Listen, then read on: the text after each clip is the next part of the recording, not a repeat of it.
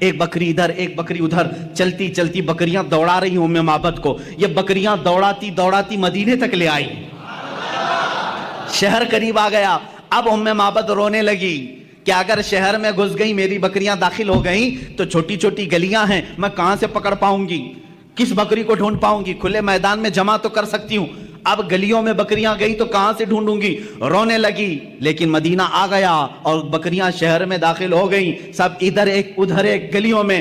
اب ام معبد کا رونا، ہچکیاں بند گئی، اب رونے لگی. ایک بات میں آپ کو بتا دوں کہ حضور کا دیدار اسی وقت ہوتا ہے جب کسی کا دل روتا ہے.